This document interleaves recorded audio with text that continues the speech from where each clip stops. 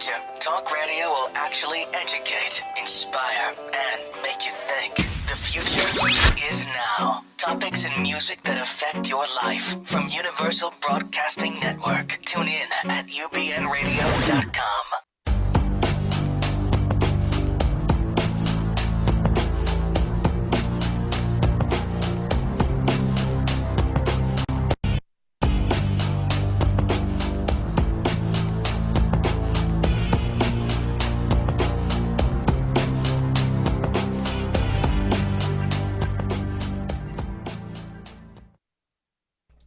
Would help if I turn mic on. Greetings and salutations, everyone. This is Walt Lusk. I am the host of Dr. Judy WTF, and Dr. Judy is running a little late. She had a long patient as usual. She's only got a full-time practice in Sherman Oaks, which is a part of the LA area, and she sees about 30 patients a week, so she's a very, very popular lady.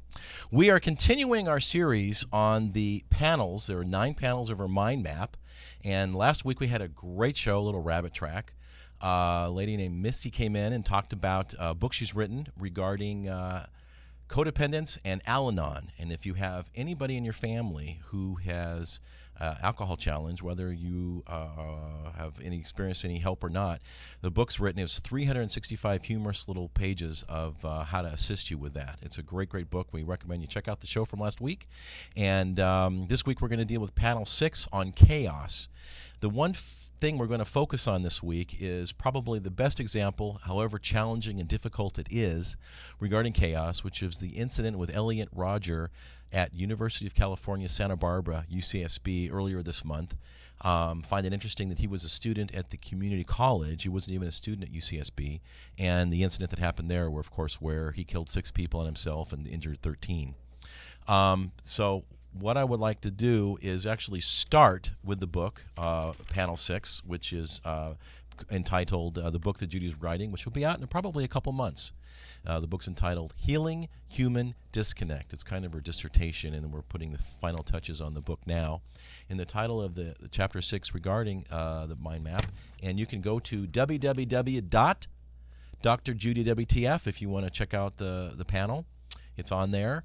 And as usual, later in the show, we will also be shrinking a very popular song relating to our topic today. And this is a call-in show. And yeah, Dr. Judy will be here. And yes, you can get on the couch with her. And the telephone number is area code 323-843-2826. That's 323-843-2826. So the title of the chapter in her book is entitled Break Down and Break Through. And it starts with actually a quote from Jack Johnson. You can't stop nothing if you got no control of the thoughts in your mind, then you kept in, you know. You don't know nothing, but you don't need to know. The wisdom is in the trees, not the grass, windows. I need this old train to break down. Oh, please, just let me break down. I need this old train to break down. Oh, please, let me just break down. And, of course, we had an amazing breakdown earlier this month. But quoting from her book, it talks about the mind map and really big with healing human disconnect. We believe that, which we're going to talk a little bit about that in a moment or two, we are, as a human race, more disconnected with ourselves, our spouses, our friends, our coworkers, our family, we as a country, we as a nation. And so our goal here is to make people more disconnected. And if you want to be more connected, again, get on the couch and give us a shout. So quoting from Judy's book to start out with, true healing cannot begin until the feeling behind the original cause of all psychotherapy, the mother-infant disconnect, are unleashed from the tomb of our unconsciousness and shed.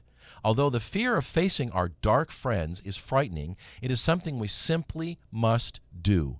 We've got to deal with the fear. And although a lot of people, the definition I've used as fear in the past is FEAR, false evidence appearing real. And in order to meet the creature head on, we must often employ the very tools that sunk their teeth into us in the first place and left behind their corrosive venom. But it is through this cutting the head off the beast of neglect and abandonment that we remove the poison and kill the old system. See, Elliot never really got that far. He didn't get the tools, even though, interestingly enough, he had multiple therapists and a medical condition, which we're going to talk about. So let me, again, be very, very clear, as Judy writes, about the process of confronting the cause, which is mother-infant disconnect. It is not about blaming, shaming, criticizing, judging, or rejuvenating. It is about self-reflection, self-correction, and self-protection.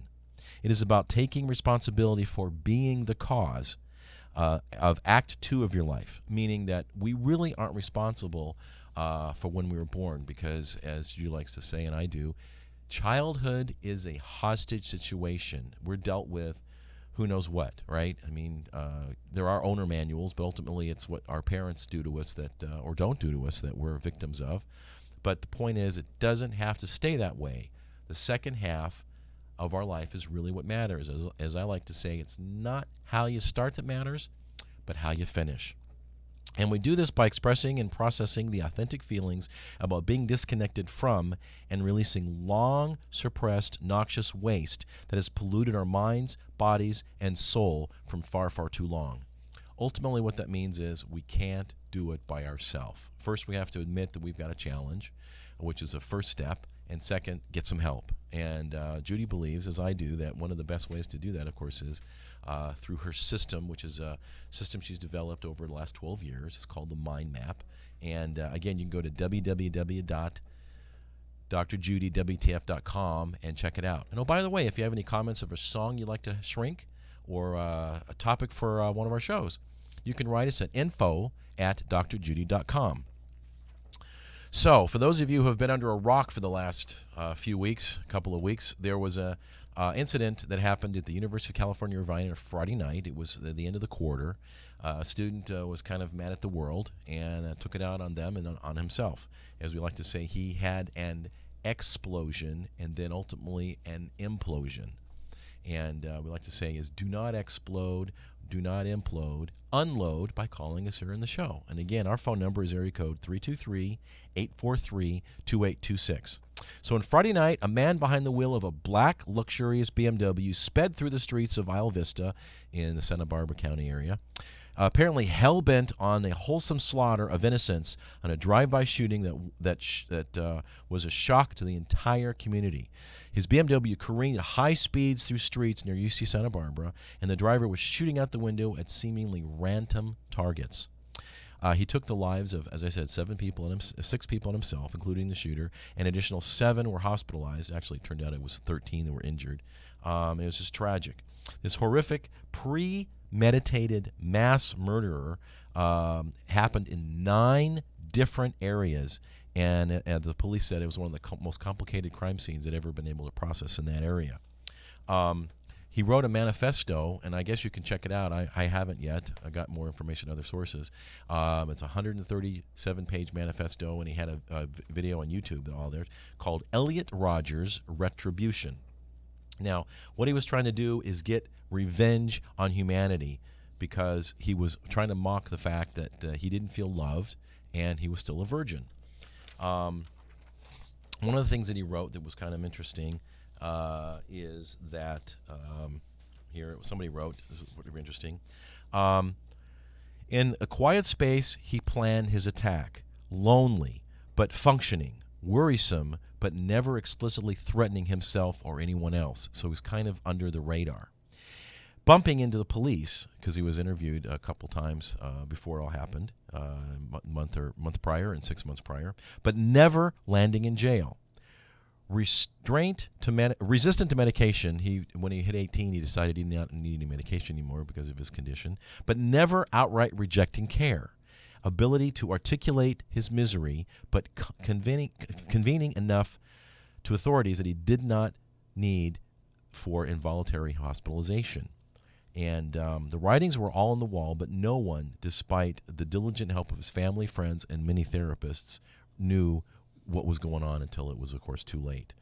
How would you like to be a parent that gets a phone call from your son's therapist, and you finally realize there's some emails of his manifesto jetting from on the freeway from the Los Angeles area to Santa Barbara and hearing in the news that the carnage has happened and your son was the one that was involved. And granted, there was a lot of people that were involved. It was pretty tragic. The thing is, though, that some feel that his disconnect from the humanity of others and their inherent worth would likely preclude any such relationship if it would occur. Some therapists feel that if he had been loved and if he had not remained a virgin, he still would have done this. So I don't think having a girlfriend or sex is the issue here, but rather a direct result of his lack of self-awareness and his lack of emptiness towards those around him. He was projecting and externalizing his issues constantly through his manifesto and what he wrote. His manifesto, he is projecting and externalizing his issues constantly, not taking responsibility for any role he might have had in his lack of meaningful connections. He does not even he doesn't even seem to view relationships with women and about connection, but rather about pride, power, and domination. Jealousy theme is an extremely powerful thing. So he felt a lot of pain. I mean, he had a lot of feelings of hatred as well. It goes beyond rejection by women and being channeled into rage rather than real sadness and loneliness. It's just tragic. But the one thing that you need to know about the incident is, and I've got an article here, 5 things you need to know about the incident. The first one is that he did plan his deadly rampage. It was premeditated. He actually went to a party prior to, a year prior or thereabouts, and tried to be real sexy and come on to some women, and there was an altercation where he got really mad, tried to push some people off a ledge, and he actually broke his ankle, and at that point he decided to plan his retribution. Here's something from his manifesto. I am 22 years old and still a virgin. Never even kissed a girl. And though college, 2.5 years more than actually, I'm still a virgin. It has been very torturous, he said. The popular kids, you never accept me, and now you will never pay, and now you will pay for it. Girls, all I ever wanted was to love you and to be loved by you.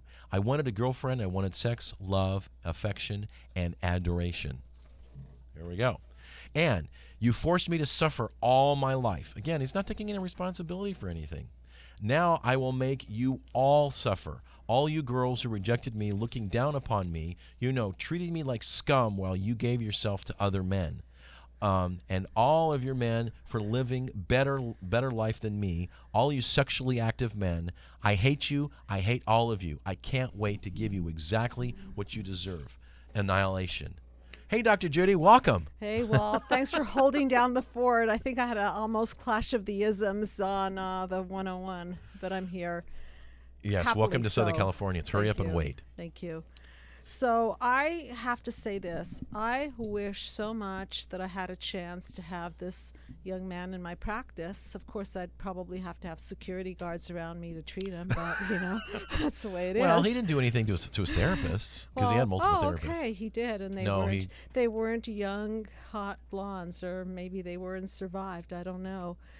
So anyway, I really want to say that there is a cause behind this, and the cause is not just a label called, what are they saying that he was, Asperger's? He had Asperger's, which we're going to talk about real quick. It's not as simple as he has Asperger's, therefore he's going to go shoot up a bunch of people. It doesn't work that way. I know people who have Asperger's.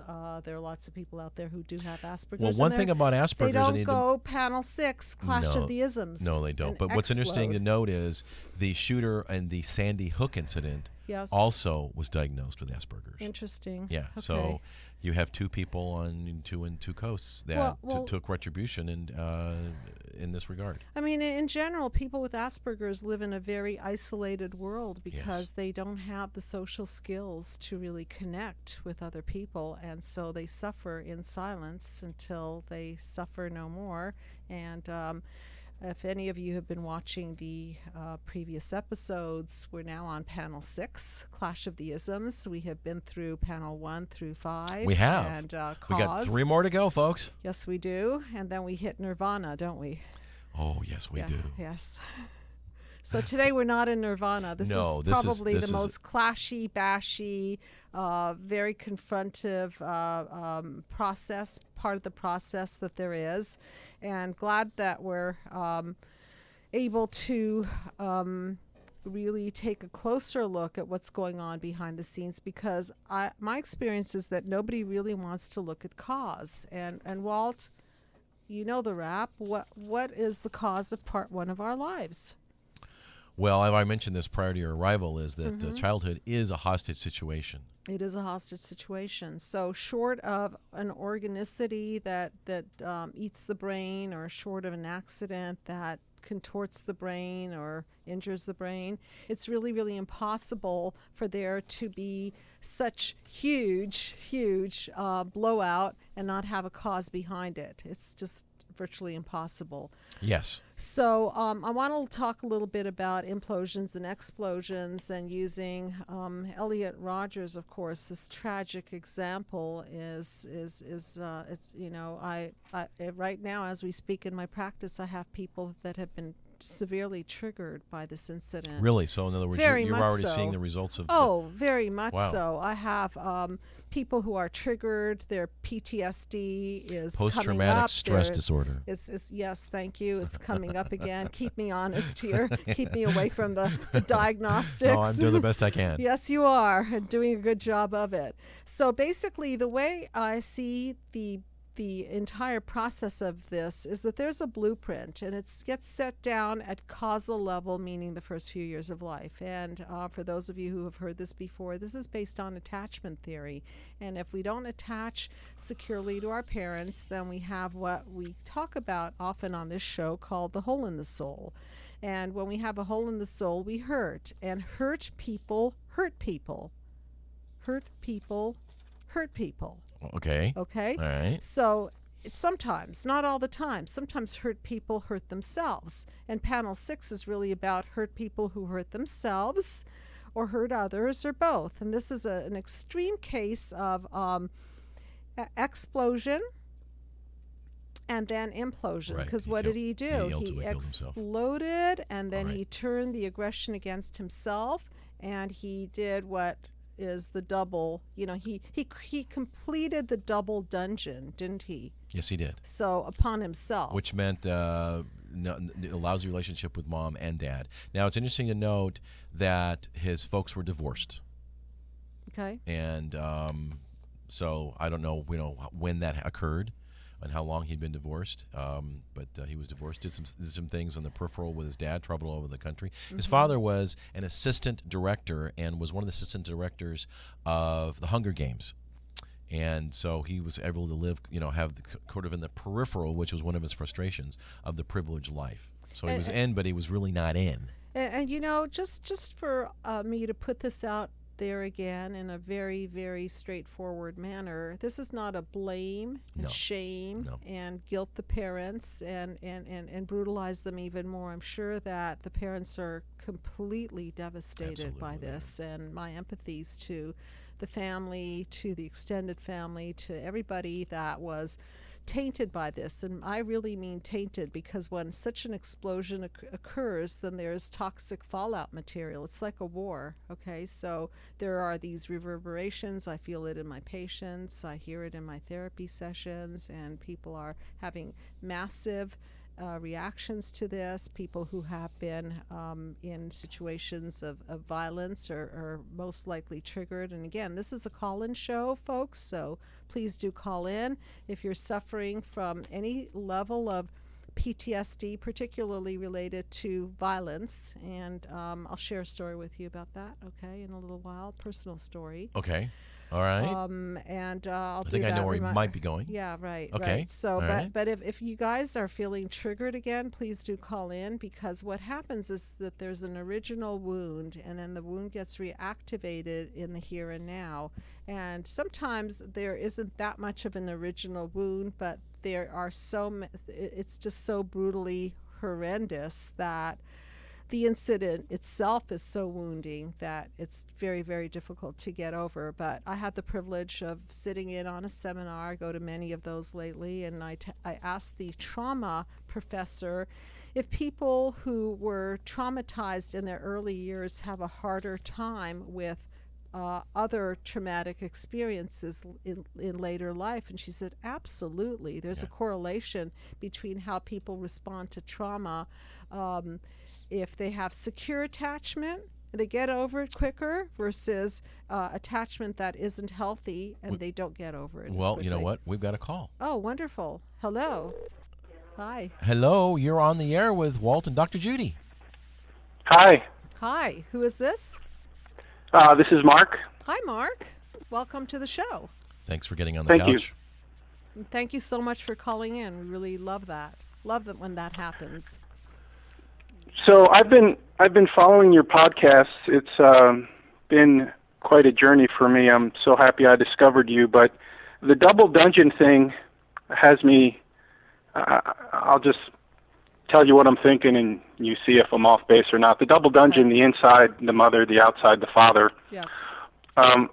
It seems like the child, the person, is in their own dungeon, and the outward clash is the escape from the dungeon, and the inward clash is hopelessness, and they just die in their dungeon. Yeah, that's pretty much it. You got that straight. But remember, there's a cause to this because children, babies, do not self-define. We define in the eyes of our caregivers. So it's not like that child was born in a dungeon. It's not that they're doomed to implode or explode. It's just that when they don't get the mirroring and the attunement and the soothing and all the qualities they need to be sane, mentally balanced and healthy, they go into that hole.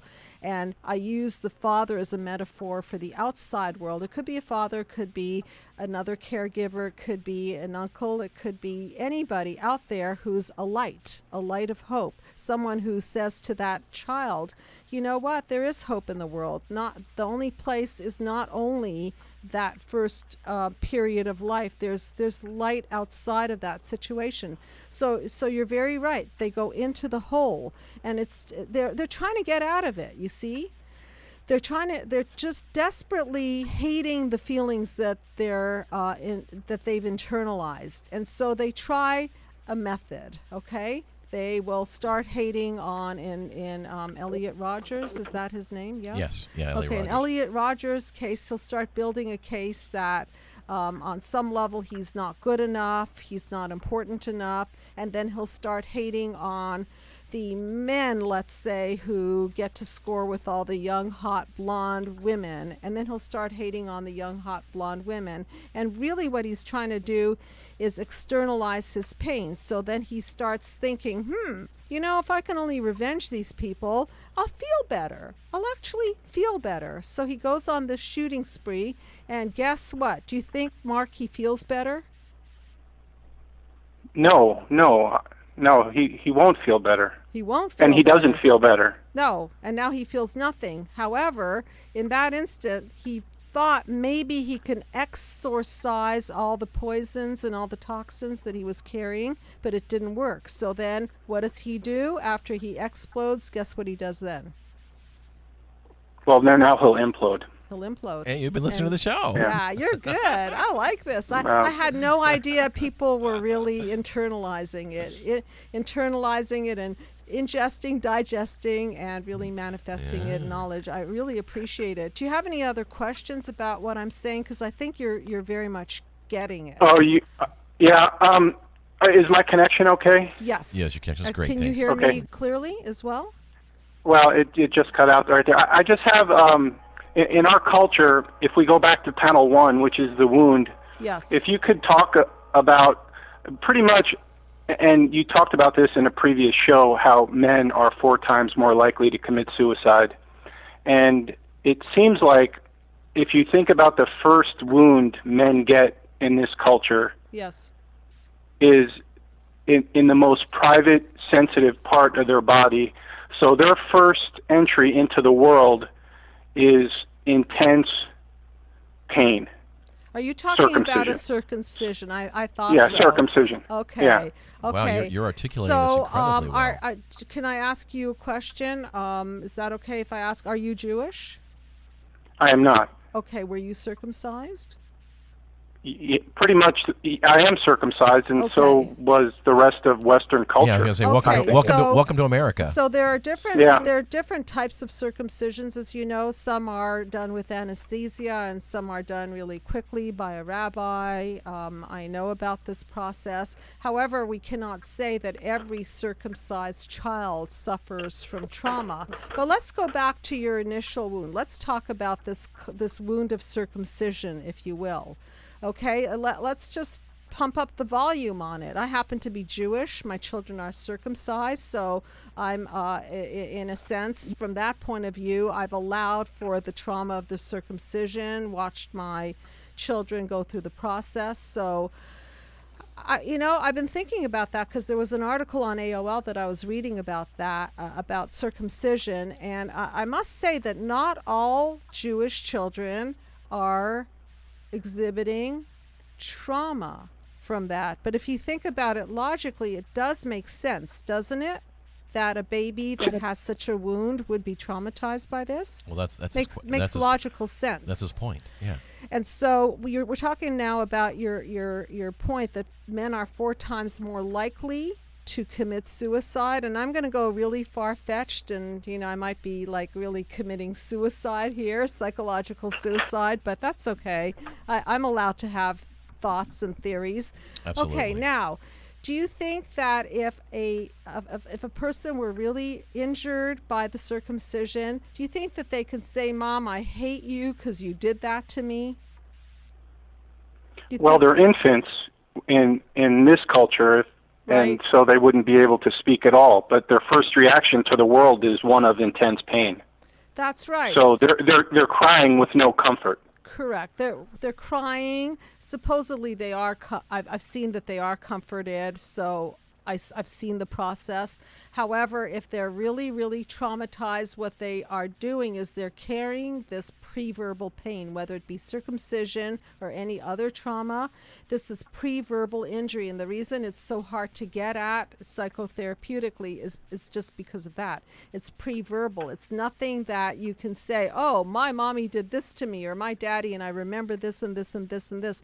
It's carried in the body. It's carried in the psyche, and so it's reactivated later in life. And if you're going to take it to another level, let's just, okay, to the woman or the family perpetrating a trauma on the child. Again, we talk about childhood being a hostage situation, don't we? Right?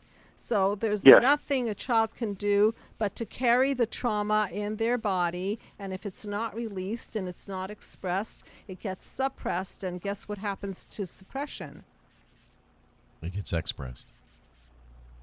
Well, it explodes. Right. It goes either internal and goes over time suicidal, or it explodes into these kinds of very clash of the ism traumas. So does that kind of put it together for you a little bit more thoroughly? It does, and it makes sense that Elliot Rogers, if we use the double dungeon idea, which really makes sense to me, that these shooters, and there was a shooting at my alma mater today. I went to Seattle Pacific University, and there was a shooting. Yep, Seattle Pacific. Today. Yep, I'm there so sure is. Sorry. Yeah, okay. Another college. Wow. Which college was that? Seattle Pacific. Aren't shooters just trying to get out of their dungeon, but they're just outward? It's an outward clash to escape the dungeon. That's but they don't know they're in a dungeon. They just know that something is terribly wrong in their life, and the explosion they think will help them, like we talked about earlier. But aren't they just trying to escape the dungeon? Because they didn't go in the dungeon by themselves. They were put in the dungeon, and they're helpless while they're in the dungeon. Yeah, and a really good analogy of this is if we use some mainstream shows. I'm sure you're a fan of Game of Thrones. The character Reek on that show is a perfect example of somebody in the dungeon who is absolutely helpless, who's been abused and traumatized, and is completely under the power of an evil person, and I don't know if parents are evil, but they do enough damage that Reek is a really good, for me, analogy of somebody in a dungeon who's helpless and will basically do whatever the person of power tells them to do. And in childhood, those are your parents. I don't know what childhood home you had, but if my parents told me to do something, you just did it. Otherwise, there were consequences. Absolutely. I think that's the majority of the people. They don't talk back to parents because I repeat what Alice Miller said in her book, Drama of the Gifted Child, or maybe it was Prisoners of Childhood, or maybe both. She said that a child would rather be a bad child in a good world, meaning that they're always at fault. Why is daddy and mommy getting a divorce? Because I'm a bad boy and they were always fighting over me. Why did daddy burn me with a cigarette butt? Why? Because I didn't do my homework. They're egocentric and they see their world through the perspective of I'm bad and the world is good. So carrying all this poison, let's just extrapolate it, right? You just carry it and carry it and carry it, and it goes gangrene on you, if you will. And if you look at panel 5, which was what we talked about last time, 2 times ago, which was the isms, which are the defense mechanisms. You know, if a defense mechanism is unhealthy, it can't hold up forever. What's going to happen to it? Well, it'll break down eventually, but our defense mechanisms aren't something that we even chose to have. It's not like this is the defense I'm going to have against this. This is just our response to our wounds, from what I understand. You're right. It's sort of ingrained and automatic. Right, and that's why it's so important to wake up and become conscious so that you don't, quote, spread your psychological viruses to other people, because actually, we are not the cause of part 1 of our lives. We are just not the cause. We're in the double dungeon in some cases, and some of us are very, very fortunate, and we have very attuned and very loving. I don't want to leave out that part. You know, there's a lot of light that comes from our parents. Absolutely, we cannot ignore that. But what I see in my office, and obviously what we see on the news, are people who didn't get that light. They didn't get that attunement, that connection. And there was a break in the system. And so ultimately, they're trying to exorcise this horrendous pain, and they're struggling, and they'll do whatever they can do. And you see this in domestic violence. You see this with people who truly have that cycle of violence relationship, because then it gets really very kind of like a boiler. Okay, it starts boiling in there, and then they don't know where to put their energy. It boils and then over. They blow they over. blow the partner apart. Usually, the man will blow up the woman, and sometimes the children as well, because they'll be thinking something like, well, you know what? If I can't have her, nobody else can. Yep. And that includes the children too. Yep. So this is how twisted everything can get, all in the name of trying to expunge the original wound and the pain and the buildup of that. Yep, you're right. Yeah, and nobody. I'm so happy I found your podcast and your panels, because truly I have spent. You're not going to really believe this, but I've spent most of my life in panel 5 or 6. Wow, that's intense. So I knew pretty early on that life was going to suck. Well, if you spend time in panel 6, then there's hope, because you've actually dealt with some issues, and you only got 3 panels to go. Well, your mention of hope is pretty spot on, because this is the first time that I've actually been able to research somebody who's got a really definite, clear, concise system that actually goes back to the root cause, the beginning, and will systematically work through the steps of the wound and the reaction to the wound, and basically all the panels, the encoding, the chaos, the isms, and then panel 6, the pretty much ending it all, the outward or the inward explosion. Yeah, I really thank you for that, because hope is a remarkable thing. Well, I Yes, it is. really, really appreciate you saying that. And, this is the best kept secret in the sense that nobody wants to talk about the injuries, No, they don't. about what mother or father caused. So or, thank you. or even the anger. I mean, No. they're really trying to keep that I'll give you a personal example. For me, I'm a veteran, and after going through some of your podcasts, I actually went to the VA for some professional help. And I don't. The VA is in the news right now, the Veterans Administration, it certainly and is. they do not address the cause at all. No, all they'll talk about is symptoms. They don't want to admit and it either. They'll talk therapy the symptoms, or medicate the symptoms, or cognitive behavioral therapy for the symptoms, but they will not go back to the beginning. And I felt more hopeless asking them for help. So finding the right counselor is vitally important, and your blueprint for this.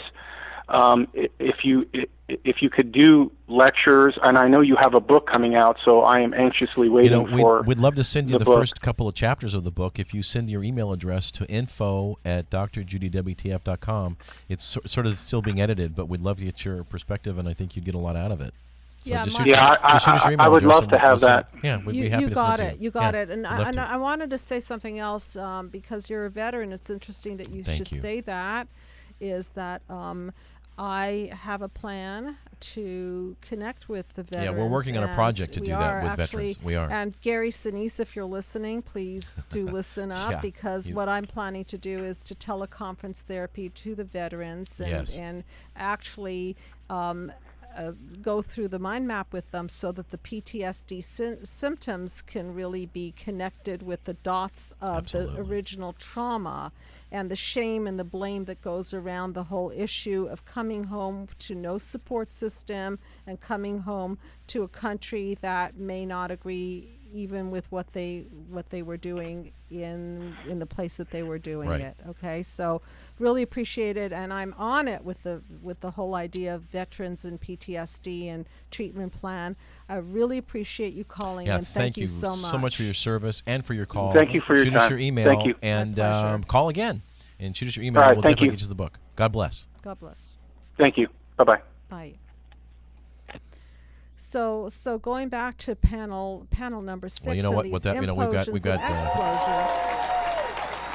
Yeah. So that was. I mean, that's what it's all about, folks. Is internalizing what we're talking about, because this really is deeper than it may appear. And the success that Dr. Judy's having in her practice, I mean, she calls me at least a couple times a week, and I wish I was exaggerating, of success stories of people that have just had big challenges they didn't think they could overcome, and in 10 sessions, the impact is life-changing. I want to talk about a topic that is included in my book, and I will touch on it lightly because it's a really heavy topic, and it's a topic about revenge fantasies. And I do want to bring this up because I think part of the way we as a human race need to express ourselves, because clearly we're expressing the whole incident ourselves at UCSB with Elliot Roger was Sure. was the manifestation of a revenge fantasy. Absolutely, and we're going to get deeper into this, but we're at some point going to go macro on this, and one of my goals is to do one other book before I sputter out. Oh heavens! I think there's a couple more in you there, Doctor. Maybe, but one for sure called "Be the Cause: Healing Global Disconnect." Okay. Right. And so what That's kind of the origins of the mind map in the first place. Yeah, that was where it came from. Right. This whole mind map came from a conversation in 2001 about how we've fractured off into a bunch of isms, and it's time to join the human race. And so that's the consciousness behind it. With that said, what we're seeing on a micro level now becomes a psychological virus, if you will, and gets spread out to the community, and then to the country, and then beyond the borders, and globally. And now it's global, and we've got nuclear threats and so on. And so I think what I'd like to do is get Russia and China and Israel and India and everybody in my therapy room, and let's just go through the mind map and and just work it through. In relation to my other show that I talk about fantasy. once a month, you go Galactic. Galactic. Yes. I like intergalactic. Intergalactic. Planetary. Yeah, absolutely. Okay. Okay, so my point is that it starts with a little seed of disconnect and wound, and then it just goes.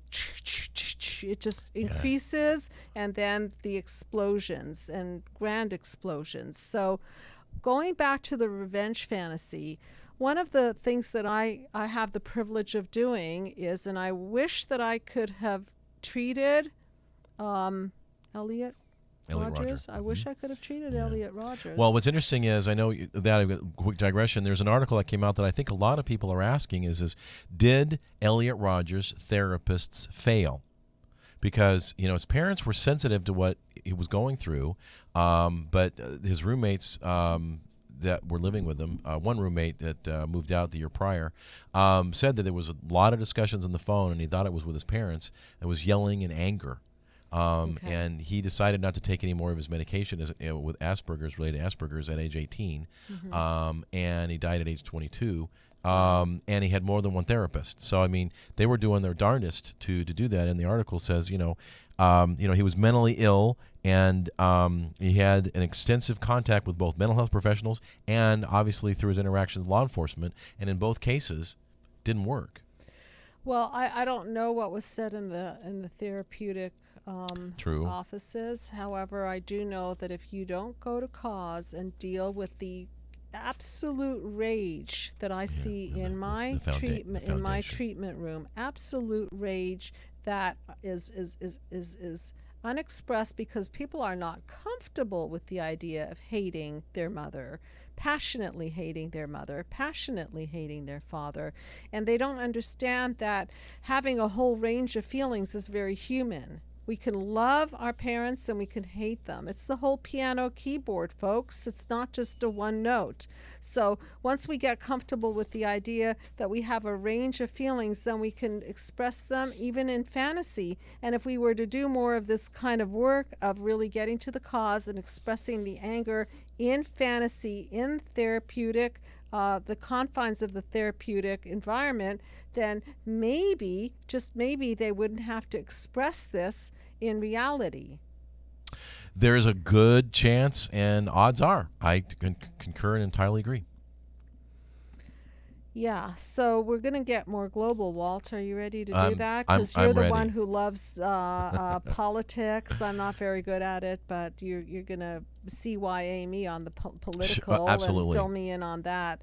But I do hope that whoever's listening here understands that we have all kinds of feelings in us, and the only difference between what we feel and what we do is that one person will put it into action and the other person will hold it just as I wish. Well, sometimes I wish I can do this. I wish I can do that. Sometimes perception is reality, and I think in Elliot's case, in his world, what he had perceived in his interpretation of what he saw, became a reality. The one thing I can say that, and you've shared this with me, in terms of the interactions you've had with some colleagues at your alma mater, UCLA, where you got your doctorate, is that a majority of therapists Actually, I got my BA there. Your BA? Mm-hmm. Oh, okay. Mm-hmm. Well, I got my doctorate at another school called California Graduate Institute, which is now the Chicago School of Professional Psychology. Great school, by the way. Well, of course it is. You have you as a graduate. Oh, is that most therapists don't deal with cause, but in many instances that really is the anger of what, why they're in therapy and why they have challenges. And, we've all got issues with that. And if it's not addressed, we're going to be, in therapy for a long time and not get very far. I wanted to bring up one of my favorite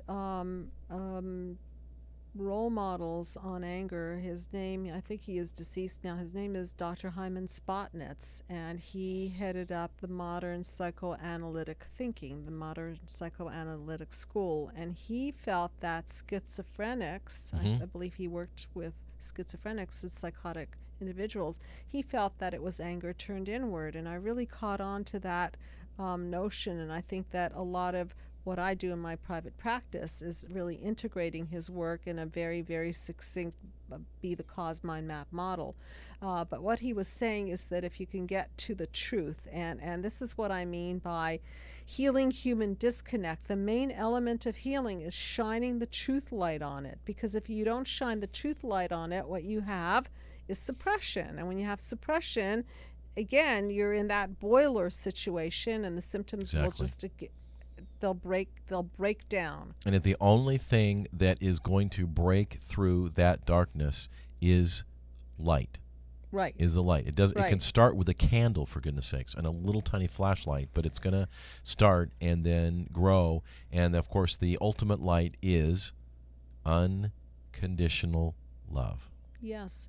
And the problem with sociopaths, and we're dealing now in this segment, we're talking about people who don't have the ability to have empathy. And we have talked about this before, but what's the opposite of love? It's apathy. Right. Yeah, it's never hate, because hate is actually reaction. It's kind of difficult to react to somebody who's apathetic, who doesn't care. Now, Elliot Rogers was angry. Okay, yes, so he had was. rage. He had Opposite rage is and lots love of is pain. hate. He had the hate, but he also had a numbness to connecting with human beings, which Asperger's in some sense is described as a real inability. He was very polite, but he wasn't engaging, and that was correct. part of the problem. Is nobody could engage with him because he didn't engage with them. In fact, a couple of his roommates said, hey, about 4 or 5 times we'd invite him out to pizza, or after we worked out or something, and he finally turned him down and said no, and went back into his lonely, isolated world. His lonely, isolated ism, and there's no light in a lonely, isolated ism because it's a defense mechanism that shuts everybody out, so no light gets in. So then eventually you just cook in your own squat, so to speak, and then you start imploding and exploding, and you know the rest. By the way, this happens a lot in relationships where the pressure cooker grows and grows. And one of the examples of Clash of the Isms that I want to give is The War of the Roses. Remember that movie? The movie War of the Roses was a great movie. But you know what? I got more square footage. You do? Yeah, it was with Michael Douglas, and it was a great movie. When they divided the house in half, he goes, well, why'd you do that? He goes, I got more square footage. I thought it was a funny line. And dog people should be with dog people, and cat people should be with cat people. Was that one of the punchlines of the movie, too? Could be. I don't remember that one, but it could be. Well, that was a great example of the War of the Roses, where the couple just continued to grow in their aggression, and finally, they ended up killing off each other. Yeah, it was very much of an explosion and implosion at the end. Right, and this happens on all kinds of levels. Just look around and look at the articles and the news headlines, and you'll see a lot of panel 6 in the articles. And that was a great phone call. Appreciate that. Hope there's going to be more. Mark. And because this really ultimately is a call-in show. That's why we really sit here and we wait for your phone calls. And as fast as this hour has gone, we are now at the point where we're going to shrink that tune. And I came up with, it just never fails for me in the last few shows we've done, to find an idea or a song that might relate to what we're doing, short of a request. And the song I came up with was Helter Skelter by the Beatles. And I was talking to a friend of mine who's a little bit of a Beatle enthusiast. He says, there's some stuff in the song that nobody can figure out. So it's still a little helter-skelter. So I'm going to read the words, and we're going to try and figure what helter-skelter is all about. Quick question, and I didn't do my research on this. I apologize. Maybe you did. Isn't that the tune that Charles Manson yes, it was associated with? Yes, it's a tune of Charles Manson. Okay. And it's on the White Album, which actually is the last album officially that the Beatles released. Pretty bloody song. Pretty bloody song. It's pretty well. Yeah, it's had a bloody connotations. Pretty torrid reputation in history. Okay. Yeah. Okay. So when I get to the bottom, I go back to the top of the slide. When I stop and I turn and I go for a ride, till I go to the bottom and I see you again. Yeah, hey.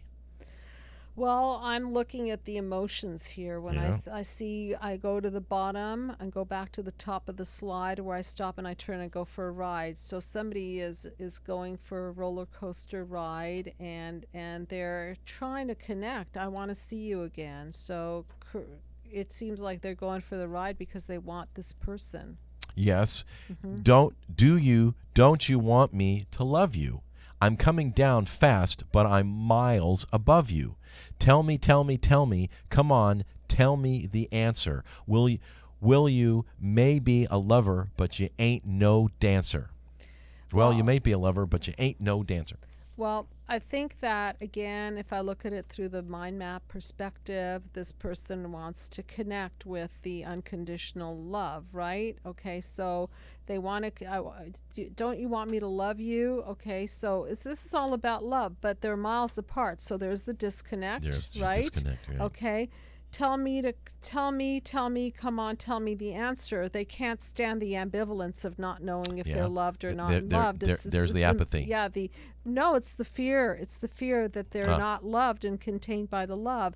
Well, you may be a lover, but you ain't no dancer. And I think dancer means attunement here, that you don't know how to dance with me. So you may know how to love, but, maybe not with me. Now, helter skelter, oh. And then the chorus again. Will you, won't you, want me to make you? I'm coming down fast, but don't let me break you.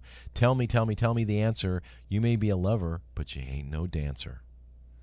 So I'm coming down fast, but don't let me break you, meaning that the person doesn't want the idealized object broken. They still want to be able to look up to the person and have them be whole and complete while they go through all of their ups and downs. Tell me the answer. Again, desperate for, please, just let me know that you are you're going to contain my emotional roller coaster here.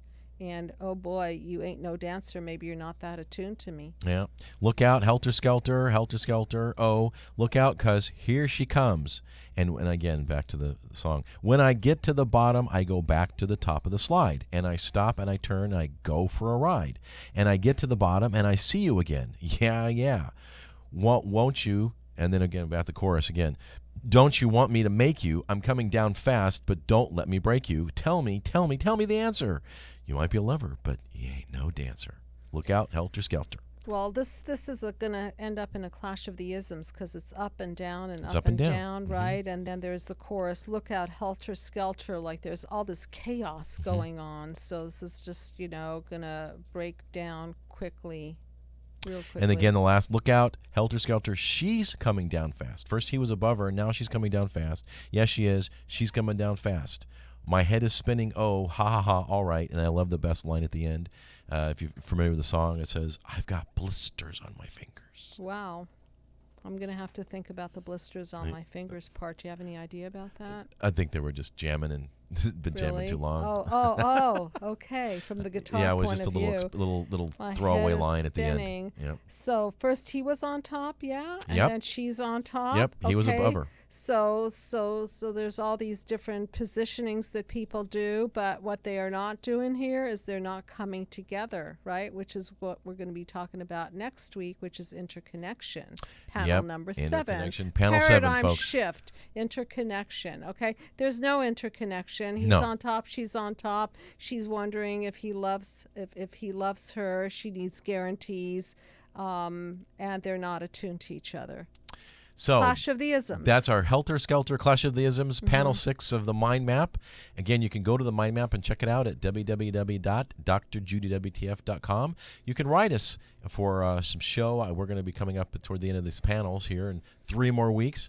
So stay tuned for that. But if you have an idea for a show, write us at info@drjudywtf.